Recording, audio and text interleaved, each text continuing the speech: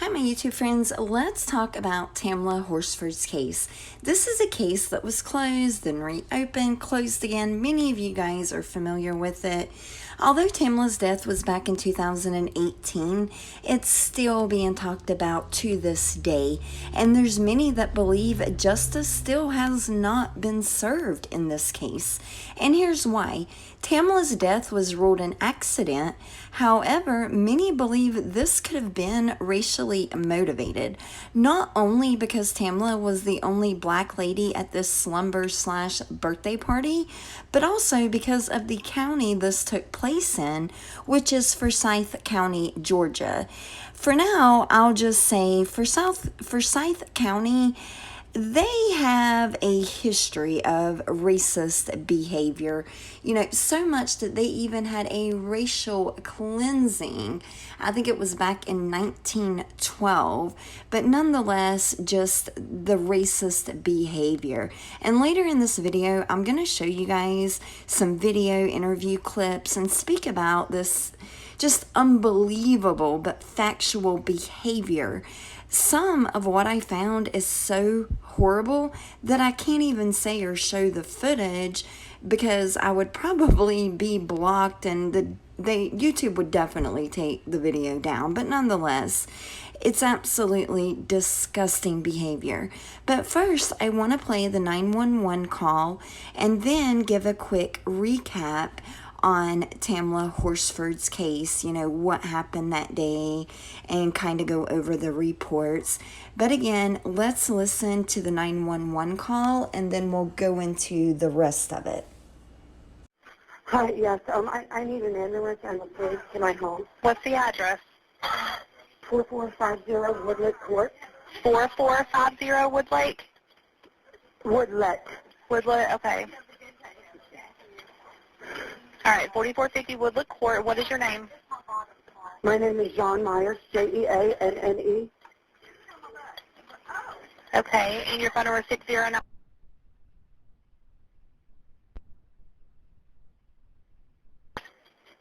Yes. Okay, what's going on? We had people over last night when we were drinking. Most of us went to bed. One of them stayed on the balcony. She was drinking, and we just went outside, and she's laying face down in the backyard. It looks like, I'm guessing maybe she fell off the balcony, but she's stiff. Okay, is she breathing? I don't know if she's face down. Okay, how old is she? 41. Here, hold on. Hey, this is Jose Barrera. Hey, have y'all checked to see if she's breathing? She's not moving one bit. She's not breathing. Okay. I just try to assess her, touch her. She's completely face down in the yard. She is stiff. Okay. Do you know if she, do you see any blood or anything where she, are you there?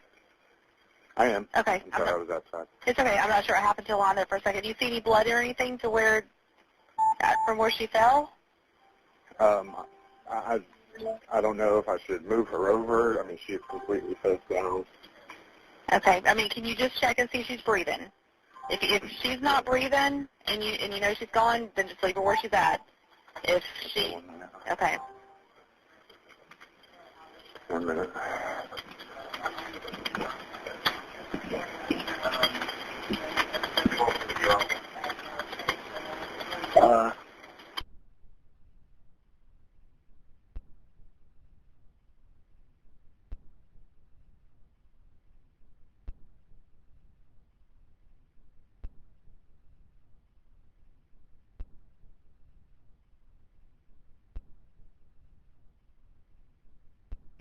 I'm completely not sure. Okay, and that's the only blood that you would see? That's what I can see without moving her over. I haven't seen her face. Do you know if she was suicidal at all? I have no clue. I've met her one other time. Like my girlfriend said, people were over last night. It was her birthday party. We're not the woman that we believe to be deceased, but my girlfriend's birthday party. Instead of having everybody go out, she had everyone stay in. And she was the last one I saw before everybody. I mean, everybody was typically put off to bed. And she was the last one in the kitchen. She was just either waiting around for a ride or waiting until the morning. Okay. How far is the where she would have fell from? How far is the deck from the ground? I would probably say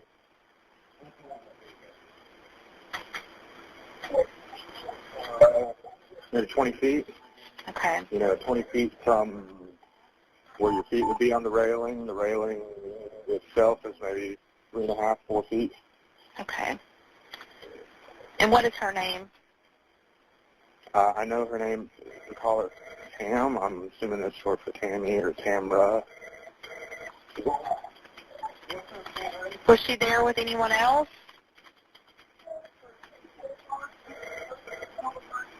Her name is Tam Horsford, Horsford, so the black female. I don't believe anybody was. My girlfriend has cameras here on the back deck that we can check. Okay. That I think would have caught the incident if she fell from here. Again, I don't know. It's hard to say if she fell from the deck or if she was already downstairs. She was the only smoker here, and I'm sorry. That's a lot of information.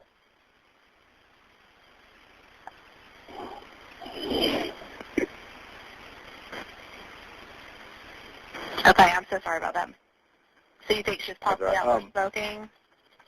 Yeah, she was the only smoker. I mean, I'm on the back deck right now, and cigarettes, lighter, that type of thing are out here.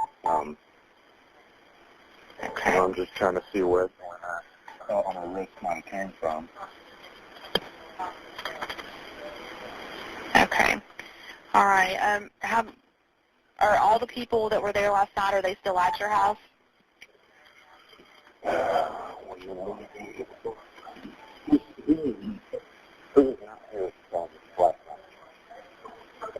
Okay.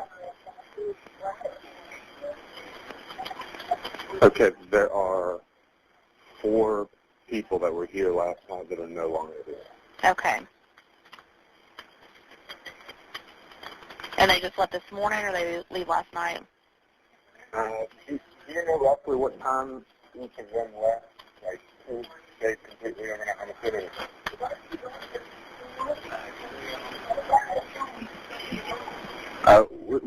We can check. She's got an alarm system that gives alerts when the doors are open on her phone. Okay. But I think the last time that I personally saw Tam was probably about 1 in the morning before I'd gone upstairs to bed. Okay. And at that point, she was the only one in the kitchen. I know.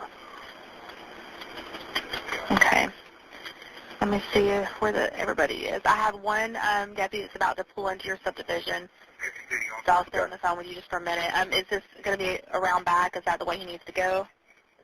Right. So when he pulls up to the residence, there will be one car in the street, 4 in the driveway.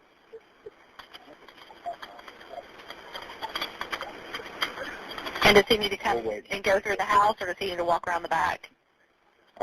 They can go around to the side. I'm going to grab my shoes, and I'll direct them when they get here. It'll be easier for them because she's laying in the yard down, basically on the patio downstairs.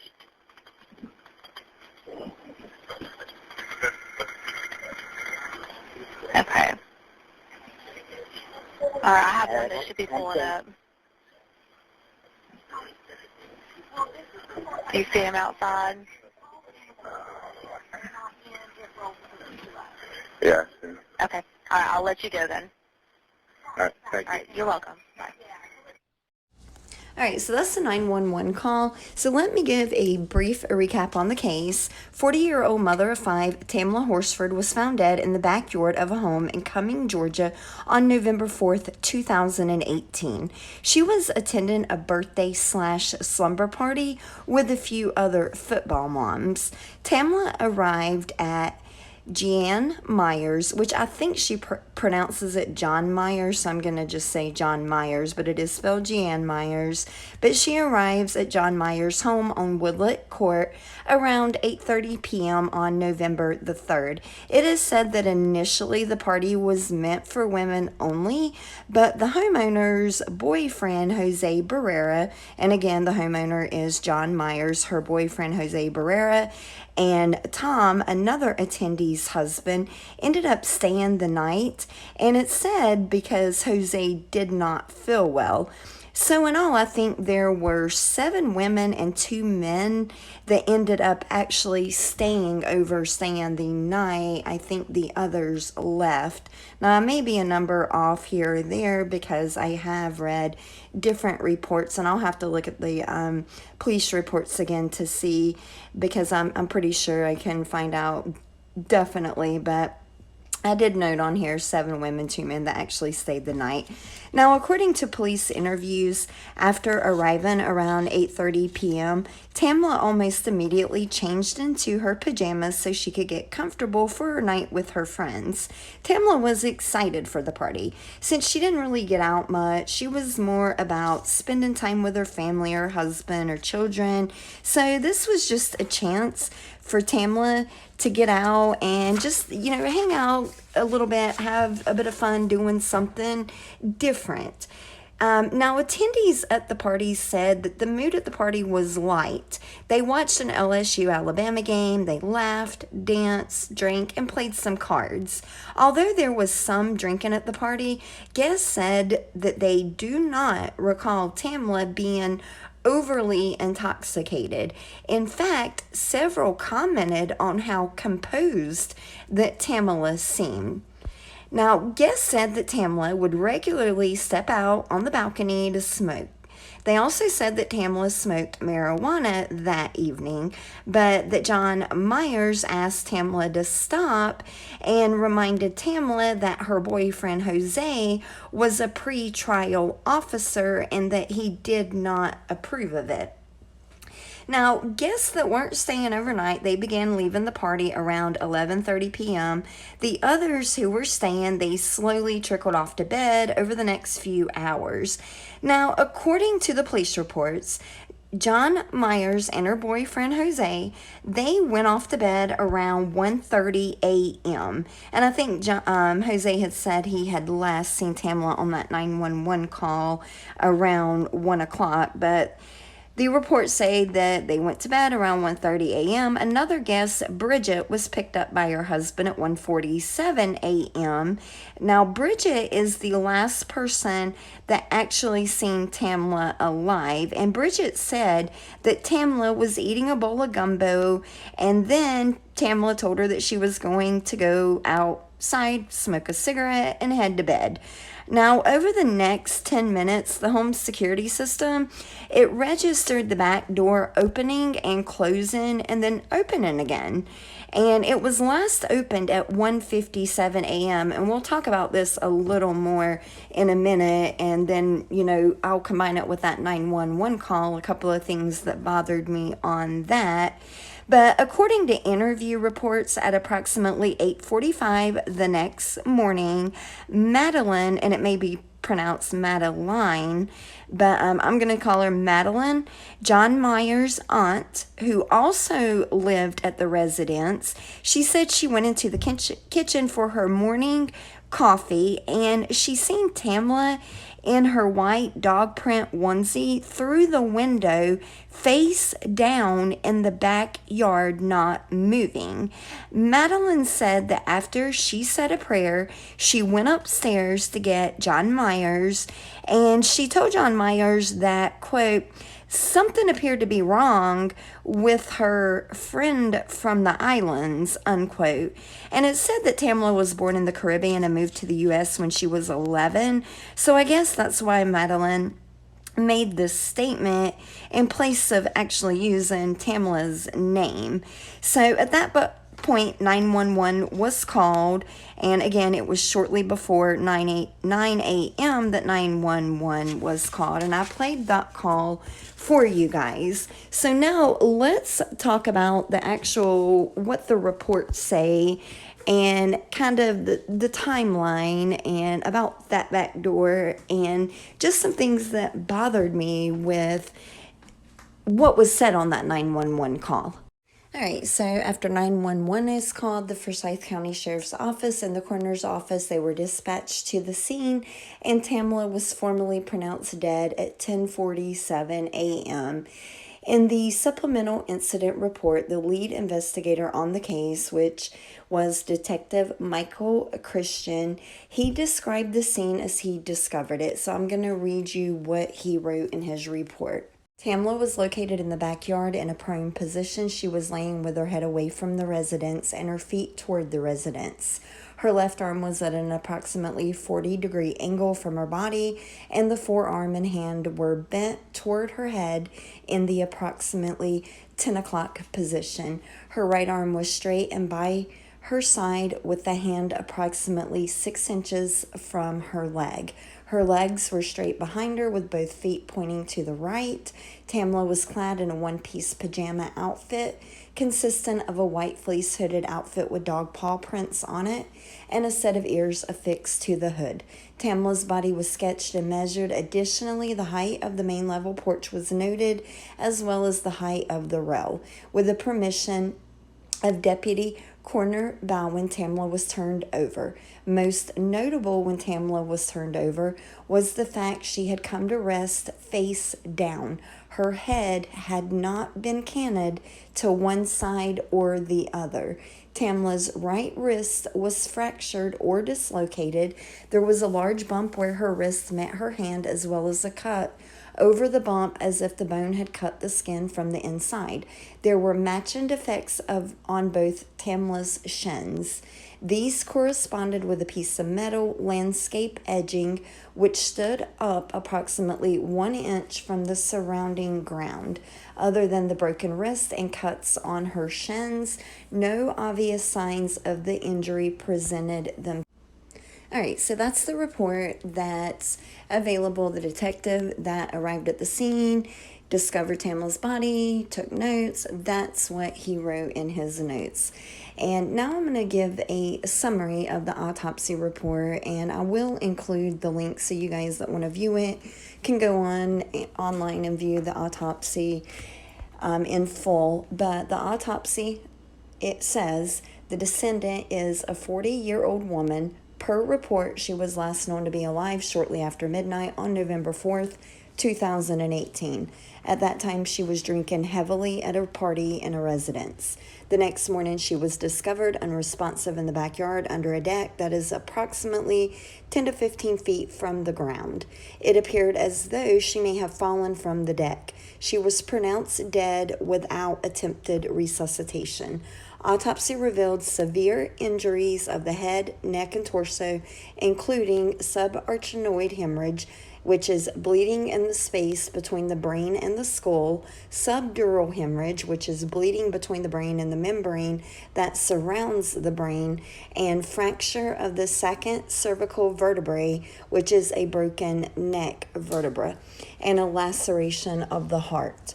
Other injuries included abrasions of the face, left arm, left hand, and left leg, lacerations of the right wrist and right leg, and a dislocation of the right wrist. The observed injuries are consistent with those received in a fall.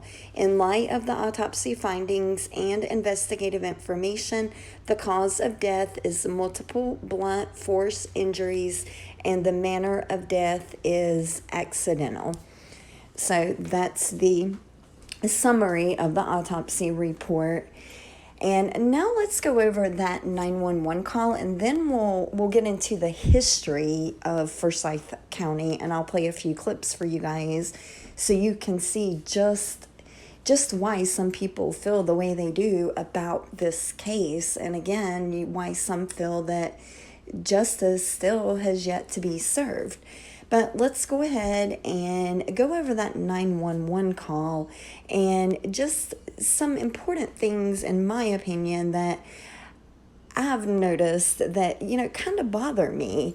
Just things that don't completely make sense, in my opinion, again. So maybe you guys, let me know what you think. Let me know your opinion on it, if you find it strange or if it's me. But first, let's start with the case itself. Now, this case, it wasn't immediately in the media, on the news. It took probably 2 to 3 months before the media started getting Tamla's case out there. And the media constantly changed the story of what happened to Tamla. So one day you would hear this, the next day you would hear something completely different. It was just a huge change. And if you do a little bit of research, you'll see, from back in 2018, these articles, these news clips, the information it's a pretty dramatic change from one day to the next. But it's strange that this would happen, and yet no news station picks it up.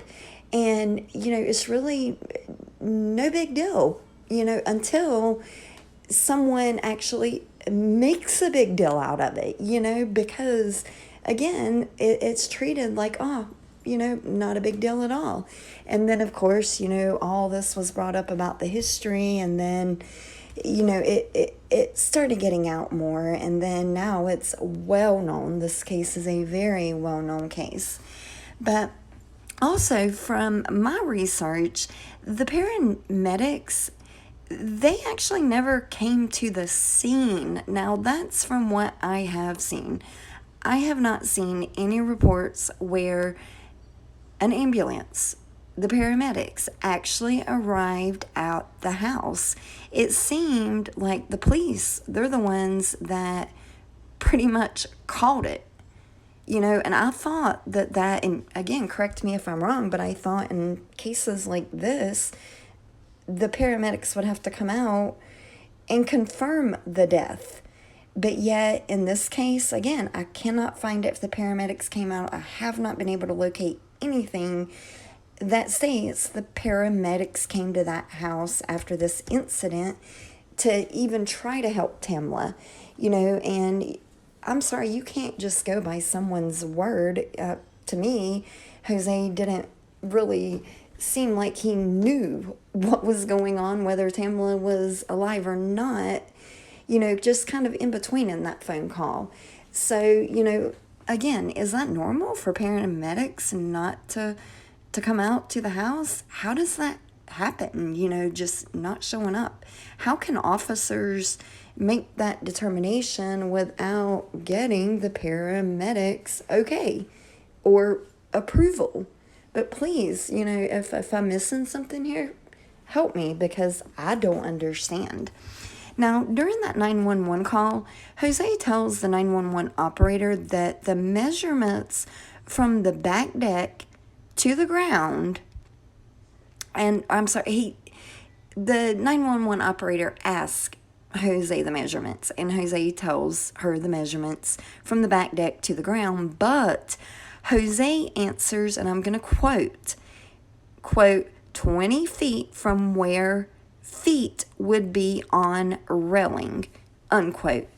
So why would Jose just offer that information up? 20 feet from where feet would be on railing? Wouldn't you just typically give the measurements from the deck to the ground? But yet in his mind, that's where, if feet were on the railing, okay, why would Jose even say that? Why would he assume that Tamla's feet would have been on that railing? The dispatcher did not ask that question about, her feet or jumping or, any of that. So maybe he was just out of his mind. I don't know, but I just find it just a bit strange that Jose would specifically mention 20 feet from where feet would be on the railing. It seems he was trying to imply that Tamla was standing on the railing. I don't know, but again, personally, I found the wording a bit, just a tad strange. And Jose also mentioned that there are cameras on the back deck, and he said, quote, I think would have caught the incident if she fell from here. And then he goes on to say it's hard to say if Tamla fell from the deck or if she was already downstairs. And he continued and added Tamla was the only smoker there, but the operator cut him off, so I don't know what point he was trying to make on that. But again, I'm still, not understanding why Jose mentioned he didn't know if Tamla fell from the back deck or if she was already downstairs. I'm just not getting what he's saying. I mean, if she was downstairs, then how could that fall have killed her unless there's another balcony? And actually, as I play the video, I'm going to put the picture of the residence outside the balconies and all that back porch. I'll put it on here so we can kind of look at that as I'm speaking, and maybe that'll make more sense, because to me, if Tamla was already downstairs, I don't understand how she could have fell and, have all these injuries that she has and actually died from the falls. So again, just strange in my opinion that Jose mentioned that he did not know if Tamla fell from the back deck or if she was already downstairs. And Jose also mentions to the 911 operator that they could, again, check the camera footage from the back deck that Tamla fell from, and that's if that's where she fell from, to see if anyone was out there with her. So what's strange is I can't find anything in the records about this. I have looked several times, and it's possible I'm somehow just missing this information. Yet I just cannot find anything that shows camera footage was obtained on that back deck, because wouldn't that be huge? That would show exactly what happened. It would show Tamla out there, and if there was someone out there with her, if she fell, it would show exactly what happened. And we hear Jose plainly mention that there is cameras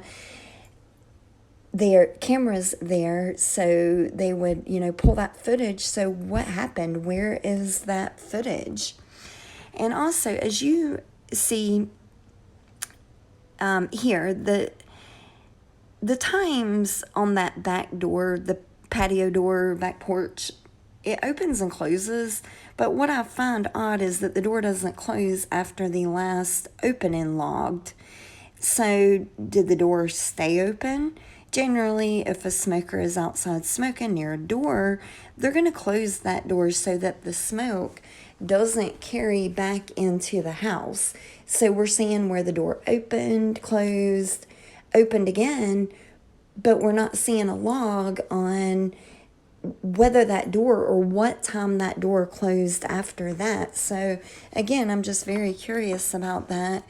Surely, certainly she wouldn't have stood out there and smoked a cigarette or anything else with that door open and chance it getting into the house. That's just not normal for, someone to be outside smoking and to leave the door open to let that smoke carry back into the house. But again, maybe I'm missing it, but I don't, it's definitely not in the police reports, because here's that log and you see for yourself that the door, we do not know what time it closes. And another odd thing I observed during the 911 call, Jose seemingly places the operator on hold or on mute for about 20 seconds. You hear silence from 2:16 to 2:35 minute mark. And when the operator asked him to check to see if Tamla is breathing, or, it could have been maybe the 911 service, maybe or investigators retracted or omitted that approximate 20 seconds for some reason. But why would they do that? Because again, the part that was muted, or definitely is muted, that we're hearing or not hearing, is 20 seconds, and it's after the operator asked Jose to check to see if Tamla is breathing. So I just found it strange that there's 20 seconds that we're not hearing. So did Jose put the operator on hold? And if so, why? It definitely did not seem like an accidental mute or hold, for the simple fact that when he comes back on, it's the beginning of a conversation or a beginning of a sentence. But just let me know what you think about those things. Those are just a few things that I find, again, a bit strange in my opinion on that 911 call, and also in the reports that I've looked at, just the logs of the door.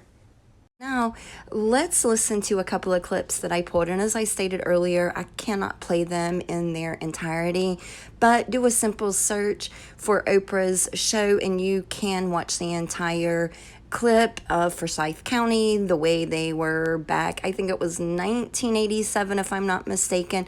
But again, I'm going to play a couple of clips just to show you the history of Forsyth County, Georgia. We bring you today to Forsyth County, Georgia, just 30 miles north of Atlanta, which in the past few weeks has gained the reputation of being a hotbed of racism.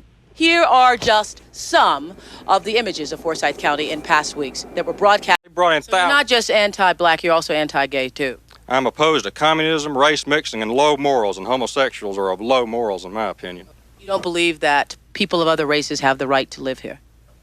They have the right to live wherever they want to, but we have the right to choose if we want a white community also. That's why we moved here. And again, that's just a couple of clips that I pulled. But if you look underneath it, if you do go to that video, look underneath and there's comments and they're quite interesting. People, it's still mixed on what residents are saying, residents of Forsyth County, Georgia.